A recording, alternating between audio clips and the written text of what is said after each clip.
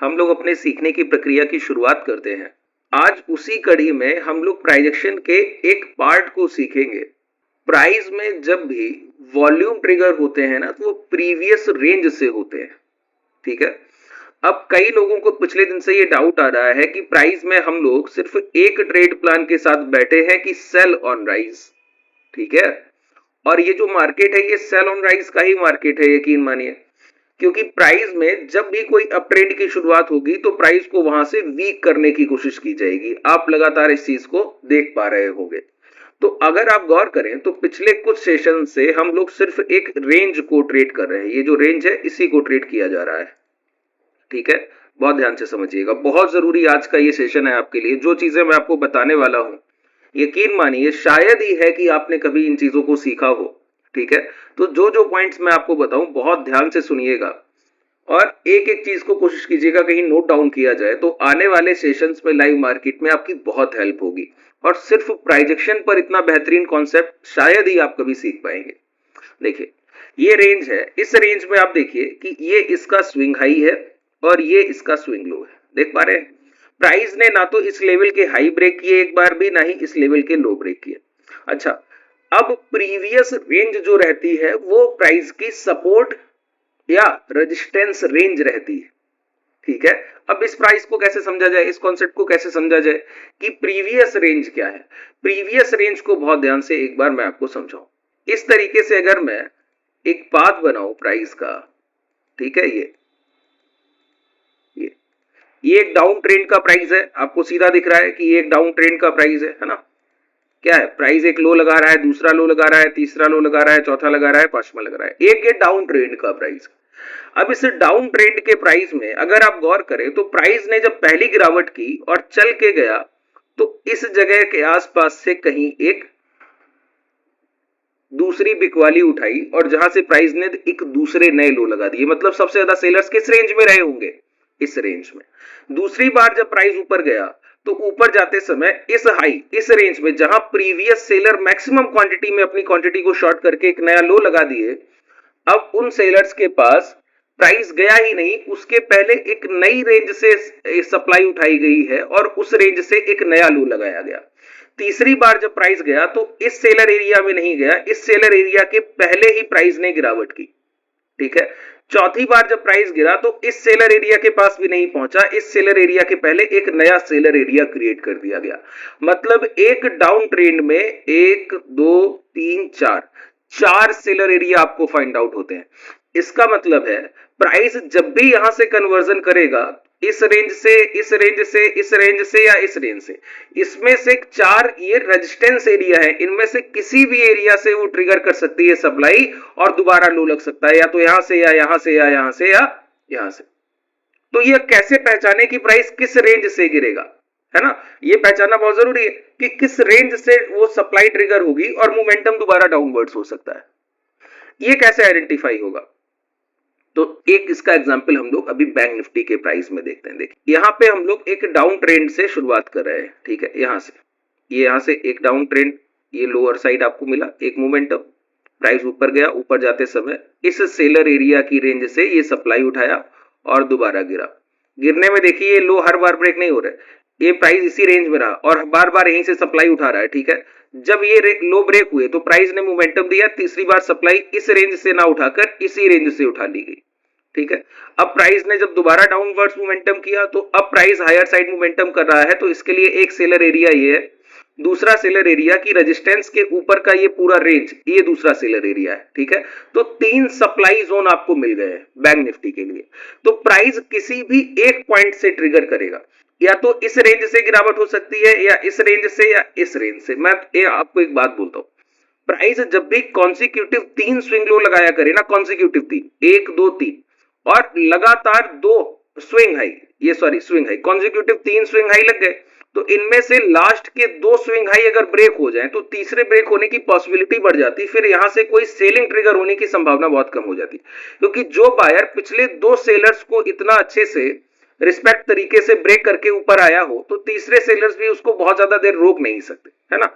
ये resistance shifting में भी मैंने आपको सिखाया हुआ है कि जब भी प्राइस हायर डायरेक्शन मोमेंटम से लोअर डायरेक्शन मोमेंटम की तरफ बढ़ता है तो सेलिंग ट्रिगर होती है। मैक्स सेलिंग उसके पीक पर ट्रिगर होती है जब प्राइस अपने हाई से सप्लाई उठाने जाए। जैसे प्राइस ने गिरावट से पहले एम फॉर्मेशन इस तरीके से नहीं बनाया कि प्राइस गया और इस हाई से पहले गिर गया, नहीं, प्राइस आप देखिए इस हाई के अबव से सेलिंग उठाकर गिरा है और किसी भी प्रीवियस सपोर्ट एरिया की या रेजिस्टेंस एरिया की, जैसे ये सारे सेलिंग एरिया है, इन साले सभी के सभी सेलिंग एरियाज में अगर एक भी सप्लाई ट्रिगर कर दी गई तो दूसरी बार उसका ब्रेक होना बड़ा आसान हो जाता है।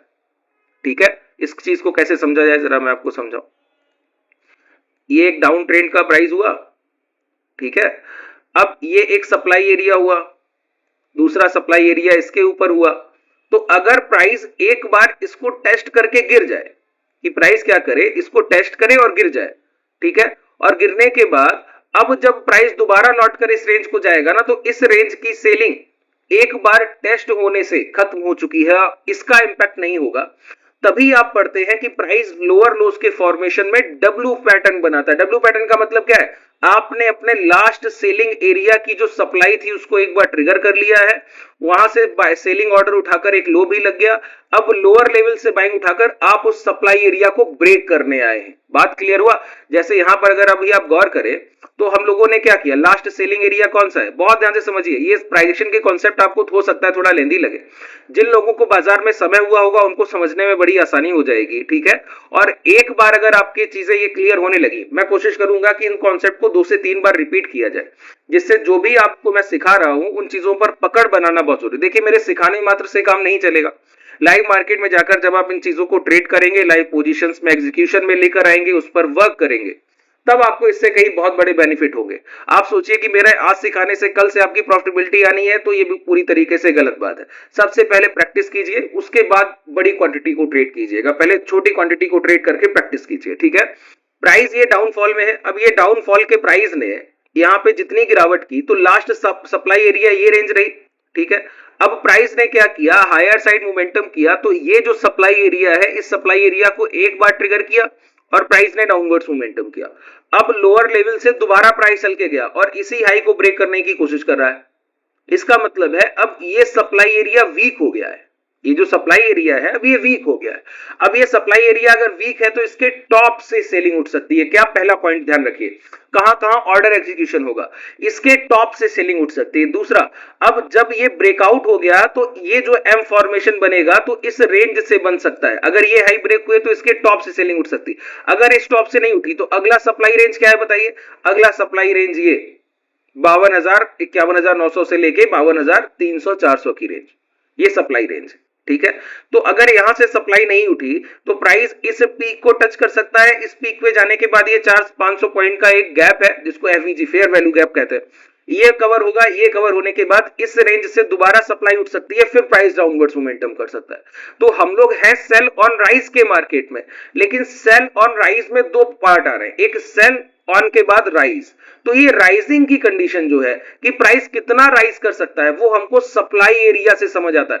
इसी तरीके से जब अप ट्रेंड का प्राइस होगा ना तो ये हमको डिमांड एरिया से समझ आएगा कि हर डिमांड एरिया कितना इंपॉर्टेंट है।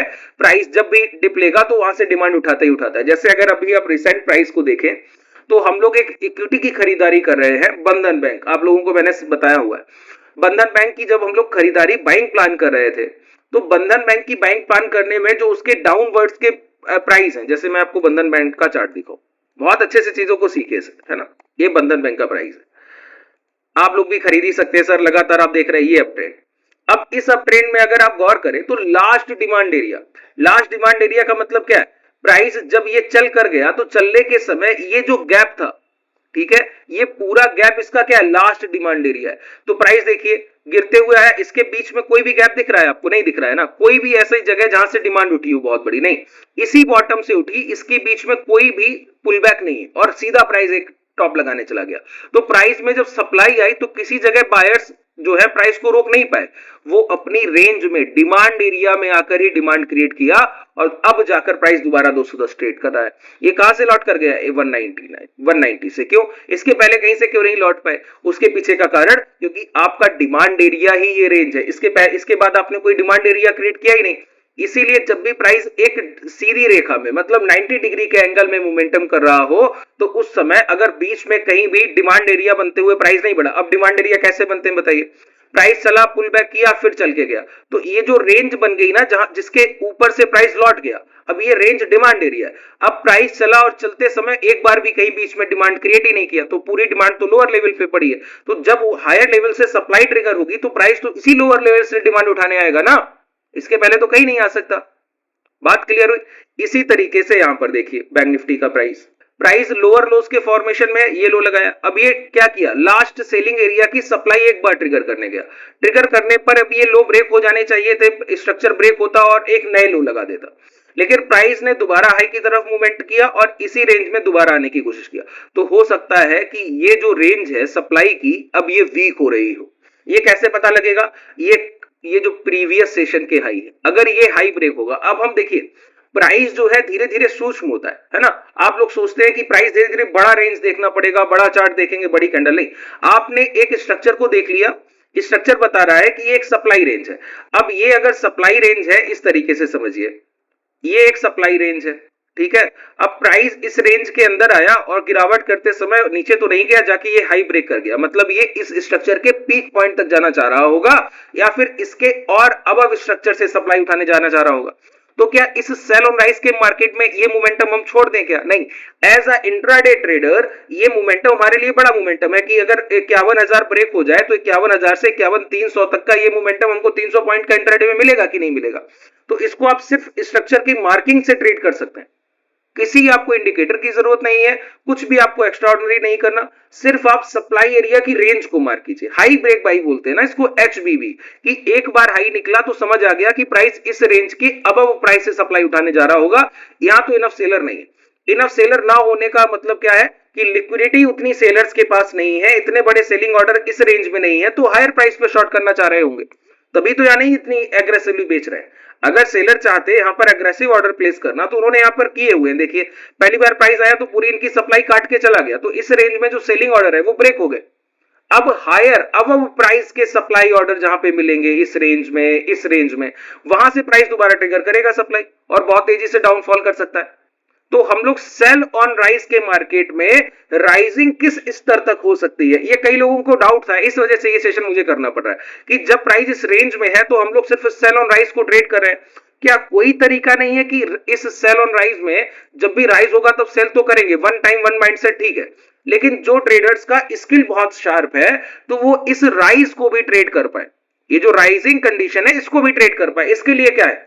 इसके लिए ये जो सप्लाई एरिया है इसके जितनी बार हाई निकलेंगे वो रेंज आपको मिलेगी और हायर प्राइस पहुंचते ही जैसे ही प्राइस नेक्स्ट सप्लाई एरिया को ट्रिगर करे वहां पर शॉर्ट कीजिए, इंस्टेंट टारगेट आपको मिलता है, ध्यान रखिए सप्लाई एरिया से टारगेट मिलते ही मिलते हैं और उस रिवर्सल को जो ये रिट्रेसमेंट चला है उसको भी आप ट्रेड कर सकते, देखिए सप्लाई एरिया पहली बार जब भी टच होता है ना, जैसे ये एरिया फर्स्ट टाइम टच किया गया तो आप देखिए 50-800 का प्राइस जो लो लगाने आया 49,700, पूरा 1100 पॉइंट का मूवमेंट है और डायरेक्शन वन साइडेड ट्रेड रही है, ठीक है, अब दूसरी बार जब प्राइस गया है तो इसी हाई के ऊपर जैसे ही जाने की कोशिश किया तो देखिए 51,000 से जो लो लगाकर आया 50,300, तो ये सेलिंग एरिया तो बड़ा ही, इसमें नो डाउट, लेकिन ये परफॉर्म कब करेगा, अब ये हाई निकलने से पहले अगर आज के डे लो ब्रेक हो जाए, ये जो आज गैप अप हुआ ना प्राइस, ये गैप फिल होने लगे तो समझिए दोबारा मोमेंटम आएगा, ये लो ब्रेक होंगे फिर प्राइस नीचे आएगा, अब समझ लीजिए जैसे ही प्राइस नीचे आया अब ये एरिया फ्रेश सेलिंग एरिया होगा, जब भी प्राइस डाउन ट्रेंड आकर ऊपर आएगा तो यहां से दोबारा इतनी बड़ी सप्लाई आने की चांसेस है,